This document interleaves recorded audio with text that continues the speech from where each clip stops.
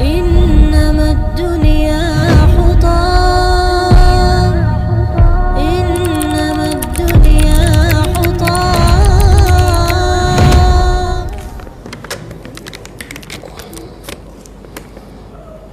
بسم الله.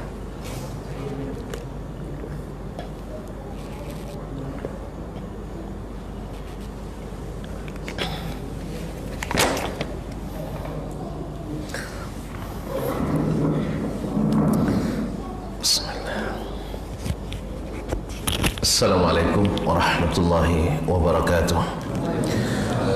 Alhamdulillahi wahdah, wassalatu wassalamu ala man la nabiyya ba'dah.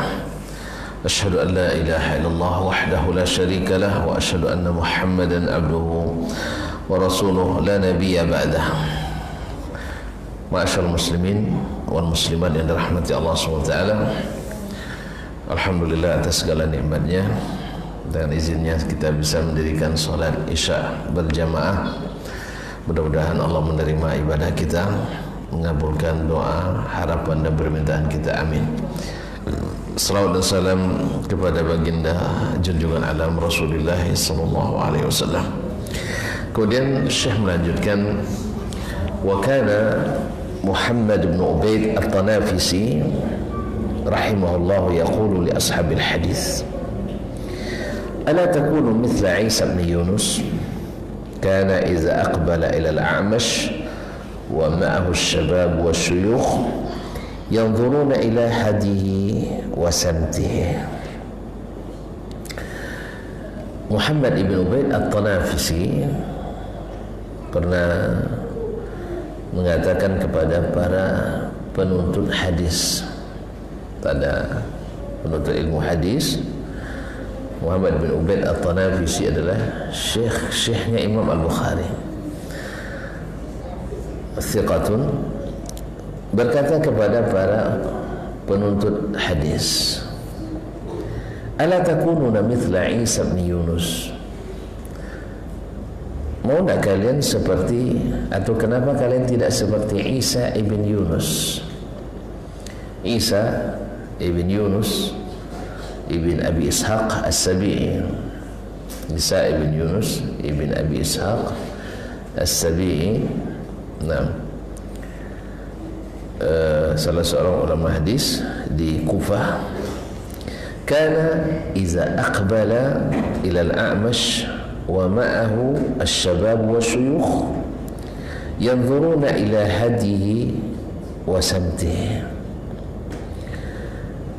Isa bin Yunus apabila datang kepada Al-A'mash, Al-A'mash itu adalah Sulaiman ibn Mahran Al-Kahili, Abu Muhammad Al-Kufi Al-A'mash, dikenal dengan Al-A'mash, salah seorang ulama hadis besar di Kufah. Kalau di masa tabi'in itu ada 6 ulama hadis yang sanad-sanad hadis itu berpusar pada mereka. Sanad-sanad hadis berpusar pada yang 6 itu. Salah satunya adalah Al-A'mash. Mereka ada 6. Satu Ibnu Syihab Az-Zuhri di Madinah, Amr bin Dinar di Makkah, Yahya ibn Abi Kathir Al-Yamami di Basrah, Qatadah ibn Di'amah As-Sadusi di Basrah, kemudian Al-A'mash Sulaiman bin Mahran Al-Kahili di Kufah, kemudian yang keenam adalah Abu Ishaq As-Sabi'i, Amru ibn Abdullah As-Sabi'i, yaitu datuknya Isa bin Yunus ini. Nah, Isa bin Yunus bila datang belajar kepada Al-A'mash, dan bersamanya ada anak muda, ada orang tua. Ketika mereka sama-sama belajar kepada mereka, kepada Al-A'mash, yanzuruna ila hadihi wa samtihi, mereka memperhatikan cara pembawaan Isa bin Yunus ini dan adabnya yang baik. Cara pembawaan dan adabnya, artinya jadi contoh dia. Jadi contoh, subhanallah, manusia itu subhanallah ya, tanpa harus dibuat-buat. sehingga dia masih pelajar, masih penuntut ilmu, tapi menjadi contoh bagi yang muda dan yang tua, baik yang muda ataupun yang tua, akhlaknya, pembawaannya. Ini ketika salah seorang Wafdu Abdul Qais datang, salah seorang yaitu Adi, dia itu seluruh yang datang ketika mereka datang kepada Nabi SAW, semua mereka tergesa-gesa datang menjumpai Nabi SAW, tapi dia tidak.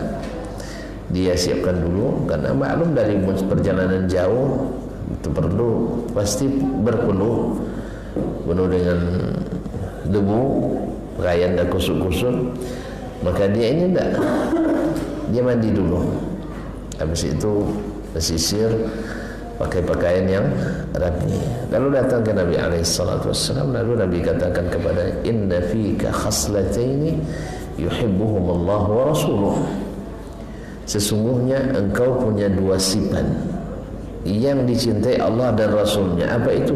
Al-hilmu wal-anat, yaitu al-hilmu sifat santun, wal-anatu adalah bertenang dalam sesuatu. Artinya dia sempat ngurus dirinya dulu, rapikan dulu. Nah, Isa bin Yunus adalah sebagai contoh bagi kawan-kawannya yang lain, bagi bahkan bukan hanya temannya yang ini yang muda, bahkan yang tua-tua sekalipun mereka memperhatikan Isa ibn Yunus ini karena adabnya yang mulia. Maklum dia didikan ayah dan datuknya yang dua-duanya adalah ulama hadis yang terkenal dengan ibadah dan kezuhudannya. Wa Malik ibn Anas, dari Malik ibn Anas. Malik ibn Anas itu adalah imam Darul Hijrah. Malik ibn Anas ibn Malik ibn Abi Amir al-Asbuhi al-Himyari, Abu Abdullah al-Madani, salah satu dari imam mazhab yang empat. Imam mazhab fikih kan ada empat tu, Abu Hanifah, Malik, Syafi'i dan Ahmad. Beliau adalah salah satunya. Malik ini seperti kata Imam subhanallah Ali bin Madini, gurunya Imam Al-Bukhari, yang kata Imam Al-Bukhari, saya tak pernah merasa kecil di depan siapapun kecuali di depan Ali Ibnul Madini. Nah, Ibnul Madini ini menyebut Imam Malik begini, idza dzukira ilmu fa malikun najm, apabila dibicarakan ilmu maka Malik adalah bintangnya, maka Malik adalah bintangnya. Kalau Imam Abdul Walid Al-Baji menyebut bahwasanya Imam Malik ini satu-satunya imam yang dari imam yang empat yang punya keahlian fikih dan hadis paling mumpuni di zamannya. Tidak ada lawannya di zaman dia. Kalau Imam Abu Hanifah misalnya fikihnya dia paling bagus, tapi hadis banyak ulama lain lebih baik dari dia. Imam Asy-Syafi'i dia di fikih memang hebat, tetapi di hadis banyak yang lebih hebat dari dia pada masanya. Di Imam Ahmad hebat di hadis, tapi di fikih kalah sama Imam Asy-Syafi'i rahimahullah ta'ala. Tapi Imam Malik dah, dia fikih dia jagoannya, hadis dia jawaranya, topik jawaranya. Dia championnya, dia jawahannya. Jadi dia memiliki dua keahlian ini, keahlian hadis dan keahlian fikih hadis. Nah, Malik berkata, qala Ibnu Sirin rahimahullah, Ibnu Sirin berkata. Nah, Ibnu Sirin terpaksa jelaskan pula lagi banyak. Itu satu-satunya. Supaya kalau tidak tahu kita siapa orangnya, tidak bernilai bicaranya kan. Ya tak? Maka berkata si Ibnu Sirin. Siapa Ibnu Sirin ini? Ibnu Sirin, kalau disebut Ibnu Sirin, Muhammad Ibn Sirin. Mereka ada 4 beradik, 2 laki 2 perempuan, semuanya ulama hebat di masa itu. yaitu Muhammad ibn Sirin dan Anas ibn Sirin, kemudian Hafsah bintu Sirin dan Aisyah bintu Sirin. Semuanya adalah ulama besar masa tabi'in. Nah, Muhammad ibn Sirin, kalau disebut Ibnu Sirin maksudnya adalah Muhammad, dan dia yang paling alim di antaranya. Bahkan ulama mengatakan ada yang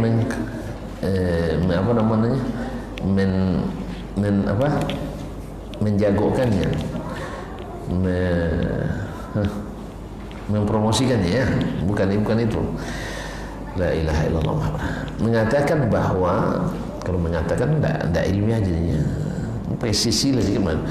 Itu yang menominasikan, nah, itu karena lebih jago gitu, menominasikannya sebagai orang paling alim di masa tabi'in. Tapi jumhur yang paling banyak mengatakan Sa'id ibn Musayyib di Madinah. Ada yang mengatakan Muhammad ibn Sirin ulama yang paling alim di masa tabi'in. Tabi'in kan setelah masa sahabat. Tapi sebagian besar ulama mengatakan bahwa yang paling alim itu adalah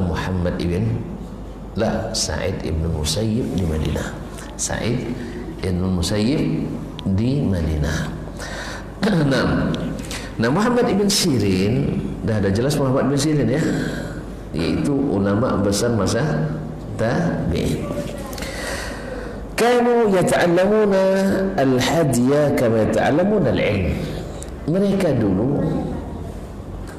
selalu belajar al-hadiya. Al-hadiya itu petunjuk aslinya, tapi maknanya adalah cara hidup, itu adabnya, etikanya. Maka disebut dengan fulan hasanul hadi. Fulan itu petunjuknya bagus, maksudnya dia bisa dijadikan petunjuk, qudwah dan pedoman atau toladan. Kami yata'allamuna al-hadiya kama yata'allamuna al-ilma. Mereka belajar hadi, yaitu adab, seperti mereka belajar juga ilmu. Memang tidak bisa antara ilmu dengan adab. Seperti kembali kepada yang pertama kemarin, perkataan Husain bin Yusuf Ar-Razi, kalau sudah beradab pasti kita dapat ilmu. Kan itu juga benar. Kalau sudah dapat ilmu, amalan jadi sah. Kalau amal jadi sahih, kita paham makna zuhud. Kalau kita sudah zuhud, kita akan pandai mencari ridha Allah Subhanahu wa taala dan mencintai akhirat lebih daripada dunia. Nah, kan ta'lamuna hadith kama ta'lamuna ilm. Qala wa ba'atha ibn Sirin rajulan fa nadhara kaifa hadul Qasim wa haluhu. Bahkan Ibnu Sirin sendiri, Muhammad bin Sirin sendiri mengutus seseorang fa nadhara kaifa hadul Qasim wa haluhu, untuk melihat bagaimana adabnya Al-Qasim dan keadaannya. Gimana dia, cara hidupnya gimana, gaya hidupnya, yaitu kehidupan sehari-harinya, adabnya bagaimana. Al-Qasim itu Qasim ibn Muhammad ibn Abi Al-Qasim ibn Muhammad ibn Abi Bakar Siddiq radhiyallahu ta'ala. Nah, Al-Qasim ini anaknya Muhammad. Muhammad adalah anak Asma binti Abi Bakar yang lahir pada masa Haji Wada di Zulhulaifah. Masih ingat ya? Atau masih belum tahu? Yaitu kan Asma ketika Haji Wada ikut Nabi kan, dan melahirkan anaknya di Zulhulaifah. Baru mau berangkat, pulang enggak, terus langsung berangkat haji. Nah, yang lahir itu adalah Muhammad. Nah, Muhammad ini punya namanya Al-Qasim. Al-Qasim bin Muhammad bin Abi Bakar, salah satu dari 7 fuqaha Madinah pada masa tabi'in. Nah, ya, orang hebat tuh gitu ya, baru lahir langsung bawa haji. Kan itu.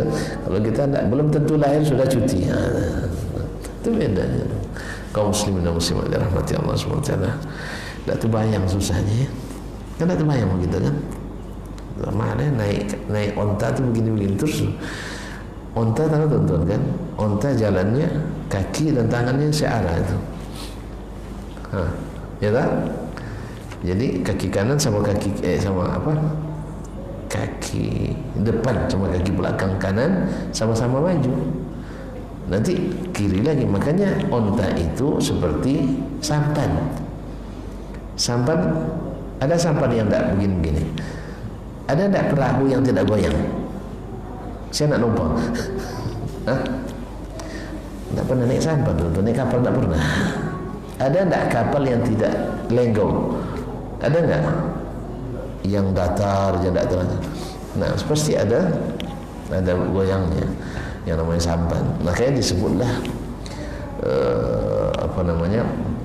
onta itu sebagai safinatus sahra, yaitu kapalnya padang pasir, karena jalannya itu makanya tidak datar ya, begini dia. Coba lo jalan untuk ada yang mau contoh kan, pasti begini dia. Jadi sama-sama yang belakang dan depan maju. Satu-satunya hewan begitu. Rata-rata hewan kan tidak gitu kan. Nah, tapi kalau ini tidak. Kalau hewan lain misalnya ini begini kita. Nah, makanya lebih normal. Kalau onta tidak goyang. Nah, bayangkan dia naik onta. Bagaimana? Ya, tidak usah dibayangkan lah ya. Mereka jelas mereka bisa. Ya, mereka mampu. Karena mereka lebih hebat dari kita. Nah, jadi dia katakan Al-Qasim, Hadul Qasim wa halu. Bagaimana keadaannya Qasim ini dan keadaannya, akhlaknya. Wa qila li Ibnu Mubarak. Lalu dikatakan pula kepada Ibnu Mubarak, aina turid? Nah, Ibnu Mubarak masih ingat juga atau dikasih tahu lagi ya? Baik. Ibnu Mubarak adalah Abdullah Ibnu Mubarak Al-Marwazi. Kalau Ibnu Hajar dalam kitabnya Taqrib menyebut jumi'a fihi jami'u khisalil khair. Ibnu Mubarak ini semua sifat baik terkumpul pada kepribadiannya. Coba sebut sifat baik. Murah senyum ya, ada apa dia? Terus murah ngasih, ada juga namanya. Nah, apa lagi? Murah mana? Enggak mudah mana. Dan ya semua akhlak, santun, pemaaf, nahan marah, suka mengayomi, suka melindungi, pemberani, ya semua sifat baik ada pada dirinya, pada diri Abdullah ibn Mubarak rahimahullahu ta'ala. Biar lebih jelas nanti baca di dalam sejarah biografinya banyak itu, misalnya dalam sejarah Alam Nubala. Dan dikatakan kepada Ibnu Mubarak rahimahullah, aina turid, mau ke mana? Qala ilal Basra, ke Basra. Dia dari Khurasan. Khurasan itu di Iran sekarang. Dia nak ke Basra. Basra di selatan Irak. Ya, Iran kan di utaranya Irak kan? Iya. Atau enggak lupa bawa peta tengok. Nah, dia mau ke Basra. Basra di selatannya Irak. Nah, di selatannya Irak berarti jauh. Ilal Basra. Faqila lahu man baqiya. Ke Basra ngapain? Siapa yang masih tinggal di sana? Qala Ibnu Aun, akhudhu min akhlaqihi, akhudhu min adabihi. Siapa Aun? Ibnu Aun, Abdullah ibn Aun. Abdullah ibn al-Ajawni, beliau adalah seorang yang dikenal dengan pertama dia tentu ilmunya, baik hadis maupun fikihnya, kemudian keistiqomahannya di atas sunnah Nabi sallallahu alaihi wasallam. Dia istiqamah menjalankan sunnah Nabi, sehingga disebutkan salban bis sunnah. Orangnya keras. Maksudnya keras apa? Bukan keras orangnya, tidak, dalam menerapkan sunnah. Orang kadang-kadang menilai orang kan bukan dari akhlaknya kan, dari cara dia, celana cingkrang, jenggot panjang, dan selalu baca Quran dan sebagainya, dikira ini keras. Setelah bermuamalah ternyata selembut-lembut manusia. Banyak orang bayangkan kaum muslimin, bukan bayangkan lagi, sering saya mendengar Syekh Albani itu orangnya keras, iya kan? Iya. Tidak pernah dengar Syekh Al-Albani, biasa orang sebut keras ya. Nah, dan saya sering dengar malah ternyata murid-muridnya yang dekat dengannya. Kemarin saya ketemu dengan salah seorang muridnya, Syekh Al-Abadi dari Jordan. Dia bilang, saya sejak umur SMP lagi dengan beliau. sampai beliau wafat katanya. Sampai saya profesor katanya. Nah, beliau itu adalah selembut-lembutnya orang. Beliau selalu memesankan kepada kami, jangan sembarangan menuduh orang ahli bid'ah, jangan sembarangan menuduh orang fasik, jangan sembarangan menuduh orang ahli neraka. Jelas? Tapi yang sampai ke kita, beliau adalah orang keras. Nah, kenapa keras? Karena beliau memang dalam menerapkan sunnah itu ingin maksimal, sehingga orang yang pemalas menerapkan sunnah dikira dia orang keras. Paham ya? Paham kan? Ya, orang banyak begitu. Saya yang begini aja, yang selembut ini dibilang juga keras. Ada orang mengatakan, ayo kita Ustaz Asman dibawa. Oh itu jangan, itu lurus-lurus saja kaji itu katanya. Rupanya mereka ingin yang bengkok-bengkok dikit rupanya. Enggak. Kalau itu tidak bisa, itu hanya lurus-lurus saja kaji itu. Jadi apa kata Nabi, itu kata dia. Ya betul, saya memang begitu maunya saya. Apa kata Nabi, ya begitu. Nah, tapi orang bukan maunya tidak gitu.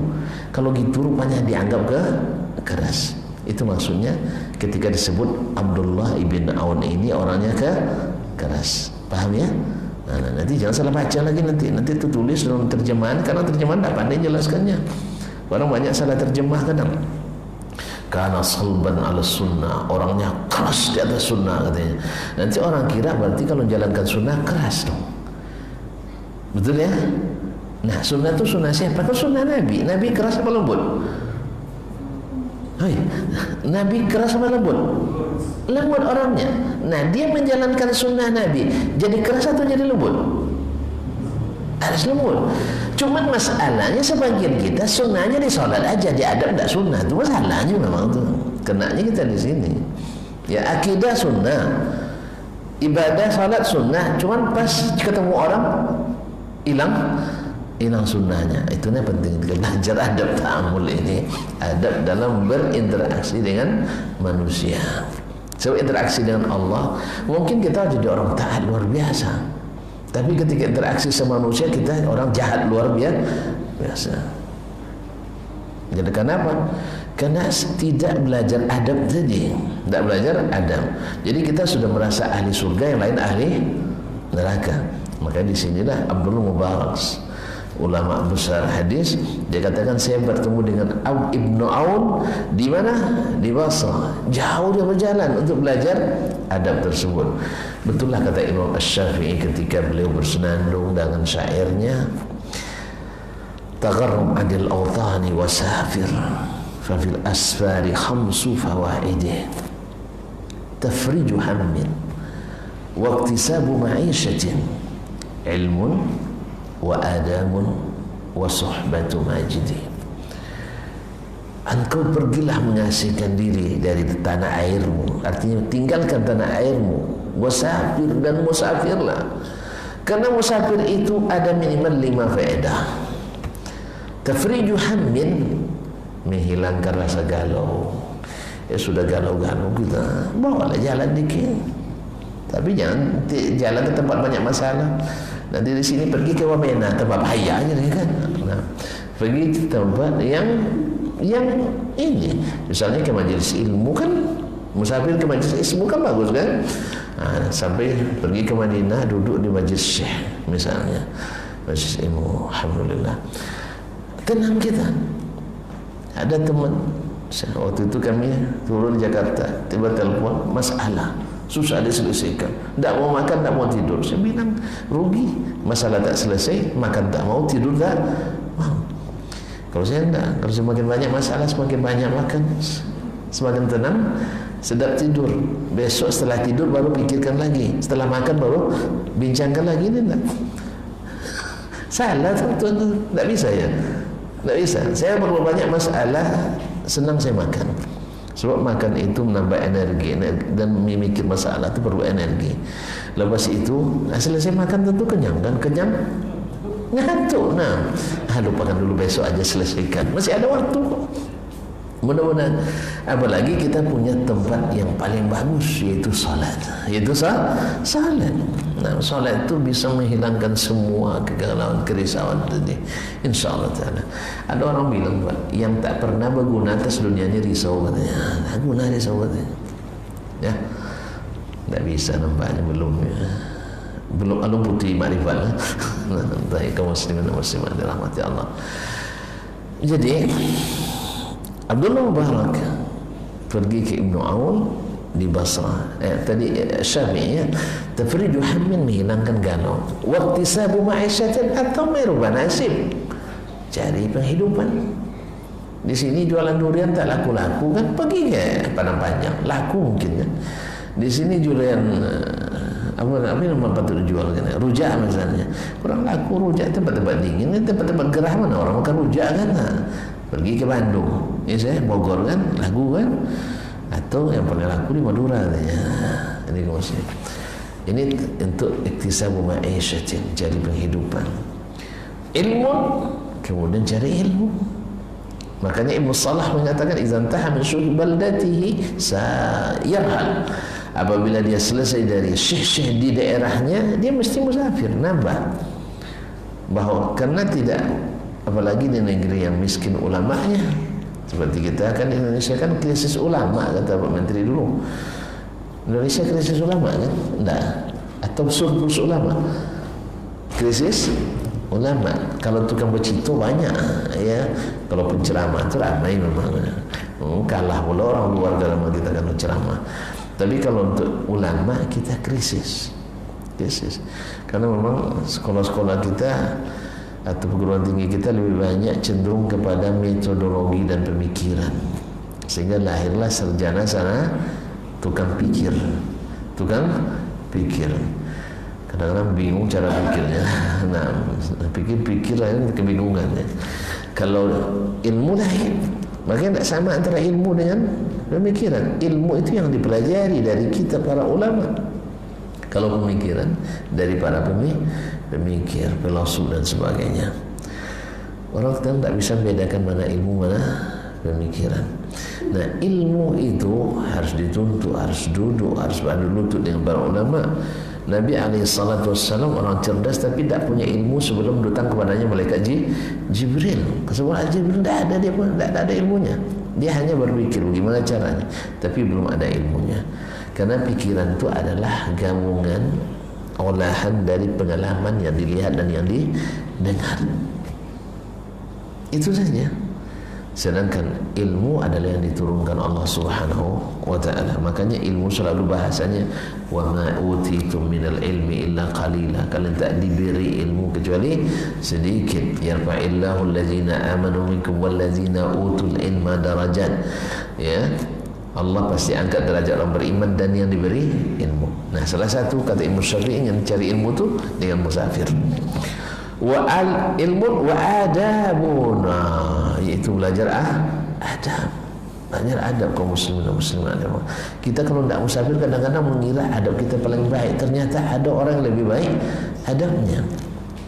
Ya, kalau misalnya tuan-tuan kalau nak belajar pemurah, belajarnya kemana? Tidak tahu juga kan? Ya, menurut data UNDP atau UNDP, United Nations Development People, tidak tahu juga ya, indeks pembangunan manusia di dunia ini ada keistimewaannya. Kalau Indonesia istimewanya manusia paling pemalas. Orang paling pemalas orang Indonesia. Yang paling kikir orang Perancis. Masa tahu ya, pernah ke Perancis ya? Nah, yang paling pemurah orang Arab. Makanya kalau nak belajar pemurah, belajar ke Arab. Nah, orang Arab itu pemurah dari dulu lagi masa jahiliyah sampai masa Islam. Dan Nabi kita alaihissalam adalah ajwadun nas. Tapi saya sedih mendengarnya. Orang Indonesia katanya aksalun nas, yang paling pemalas, bangsa paling malas. Tolong kita rubah nih, betul? Tidak percaya. Silakan buat datanya sendiri, buat penelitian sendiri. Jadi karena coba lihat orang Indonesia kita, tidak usah orang jauh, saya lah dulu. Ketika saya buka misalnya apa ini makalah artikel, belum selesai dah ngantuk. Betul? Belum selesai dah ngantuk. Tapi kalau saya buka WA, awalnya ngantuk hilang, hilang kantuk. Nah, berarti kita minat bacanya tinggi, tapi daya bacanya rendah. Paham? Minat baca tinggi, daya baca rendah. Keinginan beli tinggi, daya beli rendah. Paham berarti ya? Keinginannya tinggi, kita mau juga ikan salmon juga ya, tapi daya belinya ikan lele. Itu saja bedanya. Kalau selera, kalau dikasih kan mau kan? Mau tidak kopi ada bertulang? Mau kan? Jadi, cuman daya beli kita rendah. Kita mau baca, cuman yang dibaca itu yang bukan yang berat-berat, bukan yang bermutu, tapi yang tidak bermutu. Tidak percaya tentunya. Coba nanti ambil buku hadis, bawa baca malam nanti. Insya Allah bisa tidak tamat jalan pagi? Bisa tamat? Bisa tamat? Kalau tamat besok kita jumpa, saya kasih hadiah. Nah, tapi kalau baca komik, baca buku novel misalnya, saya ada coba tuh Pak. Ada seorang ustaz tidak mau baca novel katanya gitu. Ketika diserahkan novel ayat-ayat cinta, tamat dia dari perjalanan dari Madinah ke Riyadh, tamat gitu. Diajak bicara tidak jawab dia. Khusyuk baca. Tapi baca kitab baca kitab tauhid yang kecil tidak tamat, pulang balik tidak tamat. Nah, itu maksudnya kita termasuk bangsa paling malas. Aku tidak akui terserah. Ustaz saya kalau secara personal nanti mungkin orang hebat-hebat rajin. Tapi kalau saya secara umum, ya orang tua bikin, bukan saya, jangan marah dah. Kalau protes ke sana. Nah,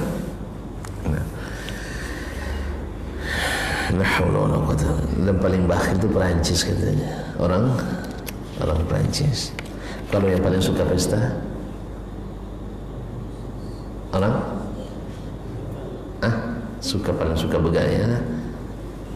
Tidak tahu juga. Tuh, orang Spanyol. Tapi kaum muslimin dan muslimat, apa katanya? Qala Ibnu Aun, akhudhu min akhlaqihi wa adabihi. Saya belajar dari Ibnu Aun akhlak dan adabnya. Belajar akhlak dan adabnya. Jauh dia dari Khurasan, dari Maru, dari Iran sana sampai ke selatan Irak untuk belajar akhlak dan adab. Padahal dia orang ulama besar nih, sudah ulama besar, tapi masih ingin belajar akhlak dan adab. Ya, kita masih ingat ketika di dalam sejarahnya Imam Ahmad itu hadir di majelisnya sekitar 35.000 orang. Yang mencatat itu sepertiga, 2/3 belajar akhlak dan adab Imam Ahmad rahimahullah ta'ala. Baiklah kaum muslimin dan muslimat yang dirahmati Allah SWT, barangkali sampai di sini dulu. Kita berjumpa insyaallah pada kesempatan yang lain. Ini sengaja dibuat oleh Syekh mukaddimahnya ini supaya nanti ketika masuk ke, misalnya mereka selalu suka menerima kebenaran dari manapun datangnya. Ini kan ada, tidak bertahan menegakkan benang basah. Karena tadi makanya perlu mukaddimah ini. Ulama-ulama besar saja datang dia. Bagaimana mereka belajar menerima yang hak dari manapun datangnya. Bukan jangan pasang pagar, asal Ustaz Desman pasti benar, kalau Ustaz yang lain pasti salah. Kesalahan besar. Nah, yang menentukan salah benar itu adalah ingat ada 3 usus atau 3 pondasi yang dipegang oleh Ahlus Sunnah. Yang pertama menta'zim nas syar'i, menta'zim perintah Allah, mentakzim larangan Allah, mentakzim sunnah Rasulullah sallallahu alaihi wasallam. Dia tidak ragu untuk meninggalkan siapapun kalau sudah Allah dan Rasulnya sallallahu alaihi wasallam. Tidak ada keraguan lagi. Sebagian kita kan masih tidak mungkinlah ulama ini salah paham katanya. Terus Rasul salah paham. Kan masih ada kan seperti itu. Nah, ini belajar mengenai masalah ini perlu adab. Ini termasuk adab kita kepada Allah dan Rasulnya sallallahu alaihi wasallam. Nah, yang kedua, tidak berhujjah kecuali yang sahih. Tidak berhujjah kecuali yang sahih. Kalau yang dhaif ya namanya dhaif. Dia dijadikan sandaran, tumbang lagi kan. Antum sakit, nyandar sama orang sakit, sama-sama tumbang gitu. Nah, tapi tidak pakai kecuali yang sahih. Yang ketiga, memahami dalil-dalil syariat itu dengan pemahaman yang sahih. Siapa yang sahih pemahamannya? Ya kalau Al-Quran tentu Allah kita tanya, tafsir Quran dengan Quran atau dengan sunnah Nabi sallallahu alaihi wasallam, atau para sahabat kalau mereka sudah kolektif sepakat menafsirkan itu tafsirnya, pegang, gigit dengan gigi geraham kata Nabi alaihi salatu wasallam, karena pasti benar, karena tidak mungkin mereka berkumpul dalam kesesatan. Tapi kalau seandainya mereka khilaf mereka, pendapat Umar berbeda dengan pendapat Utsman misalnya, ini masuk ruang khilafiyah. Mungkin Umar yang benar, mungkin Utsman yang benar. Itu berlaku bukan hanya di zaman kita, bahkan di zaman sahabat sendiri terjadi khilaf. Kita bicara dalam konteks di saat mereka sepakat, tidak boleh kita keluar dari pendapat mereka. Itulah kebenaran yang sesungguhnya. Tapi masih banyak kaum muslimin yang tidak mau seperti ini dengan alasan itu di zaman mereka sesuai, di zaman kita tidak sesuai dan sebagainya. Wallahu musta'an. Mudah-mudahan yang sedikit ini bisa menambah semangat kita untuk senantiasa belajar kepada para ulama yang mewarisi Nabi alaihissalam dalam akhlak dan adab, baik kepada diri sendiri maupun kepada yang lain. Wallahu ta'ala alam wa sallallahu ala nabiyyina Muhammadin wasallam. Mohon maaf dan terima kasih. Wassalamualaikum warahmatullahi wabarakatuh.